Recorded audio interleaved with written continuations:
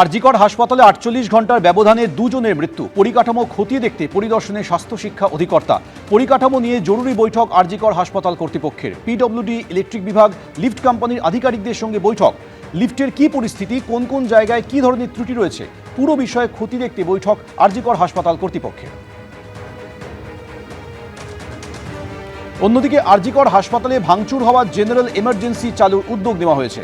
বন্ধ general emergency পরিদর্শনে অধ্যক্ষ এবং উপাধ্যক্ষ। পরিদর্শনে এসেও ৩টি সংস্থার বিক্ষোভের মুখে পড়লেন কর্মকর্তারা। ৪ দফায় হাসপাতালে জেনারেল এমার্জেন্সি চালু করা হবে জানিয়েছেন আরজিকর হাসপাতালের উপাধ্যক্ষ। এমার্জেন্সি চালু করতে হাসপাতাল কর্তৃপক্ষের সঙ্গে স্বাস্থ্য ভবনে বৈঠক। মুখ্যমন্ত্রী ঠিক কি অভিযোগ করলেন শুনুন। এই ইলেকশন কমিশন যে নিরপেক্ষ নয়, আমি তার একটা প্রমাণ আপনাদের দেখাতে চাই। ইলেকশন কমিশনের নোটিফিকেশনে বিজেপির ভোটের চিহ্ন, সিম্বল নিশ্চয়ই আপনারা দেখতে পাচ্ছেন। এই দেখুন বিজেপির সিম্বল। একটা ইলেকশন কমিশন তাহলে কার ইশারায় চলছে, কার কথায় চলছে? নন্দীগ্রামের বিডিও চলে আসছে ভবানীপুরে, কারণ গদ্দারের নিজের লোক বলে ৭৩ জন রিটার্নিং অফিসারকে কালকে চেঞ্জ করা হয়েছে। এর আগে চিফ সেক্রেটারি থেকে, হোম সেক্রেটারি থেকে, ডিজি থেকে, সিপি থেকে প্রায় ৬০-৭০ জন আইএস আইপিএস কে বাংলায় যারা কাজ করে বাইরে পাঠিয়ে দেওয়া হয়েছে। এবং কখনো কখনো বলে না ঠাকুর ঘরে কে, আমি তো কলা খাইনি। and now the cat is out of the bag. Election কমিশনের নোটিফিকেশনে বিজেপির চিহ্ন, তো ব্যাকডোর থেকে খেলছেন কেন? সামনাসামনি খেলুন, সবাই তো বুঝতে পারছে। বিজেপিকে নিশানা করে মমতা বন্দ্যোপাধ্যায় একথাও বলেন যে কেন্দ্রের একনায়কতন্ত্রের বিরুদ্ধে সবাই জোট বাঁধুন। গণতন্ত্রকে বাঁচাতে, চক্রান্তের বিরুদ্ধে লড়তে সবাইকে একজোট হতে হবে। কে ডান কে বাম আমার দেখার দরকার নেই, মানুষের জন্য সবাই একজোট হন, এই আহ্বান করেছেন মুখ্যমন্ত্রী মমতা বন্দ্যোপাধ্যায়।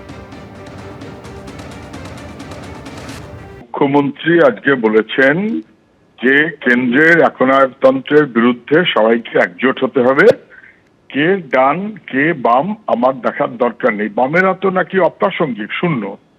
উনি তো বলেই এসেছিলেন যে লাল ঝান্ডা যেন কোথাও দেখা না যায়। তো হঠাৎ আবার বামের কথা মনে পড়ছে কেন আমি জানি না। বাম বড় প্রাসঙ্গিক, এটা উনি বুঝতে পারছেন। কারণ যেভাবে আমাদের দেশে সরকার কেন্দ্রের অথবা রাজ্যের একনায়কতন্ত্রের মনোভাবে চলছে, কেন্দ্রের একনায়কতন্ত্রের বিরুদ্ধেও যেমন আমরা, রাজ্যতেও তেমন দুর্নীতি এবং নানান রকমের অসভ্যতা তার বিরুদ্ধেও আমরা। কেন্দ্রে যেভাবে চলছে এটা কখনো মেনে নেওয়া যায় না। কিন্তু মুখ্যমন্ত্রী বারে বারে তার বাহিনীকে কেন্দ্রের কাছে পাঠিয়ে অথবা বিজেপিতে পাঠিয়ে কেন সাহায্য করেছেন আমি বলতে পারবো না। আর বিজেপিওয়ালারাও যে কোনো কারণেই হোক মমতা ব্যানার্জিকে রক্ষা করার মতন করে নানান সময় চলছে, এটা ওদের ব্যাপার। কিন্তু আমরা তৃণমূল বিজেপি দুইয়ের বিরুদ্ধেই ঐক্যমত্যভাবে মানুষকে সঙ্গে নিয়ে চলতে চাই। কেন্দ্রের একনায়কত্বের বিরুদ্ধে যেমন, তেমন রাজ্যের দুর্নীতি এবং অসভ্যতা তার বিরুদ্ধে মানুষকে রক্ষা করার লড়াইতেই আমরা আছি। আমি শুধু জ্যোতিবাবুর কথাটা মনে করিয়ে দিই, ওনার 3টে কথা।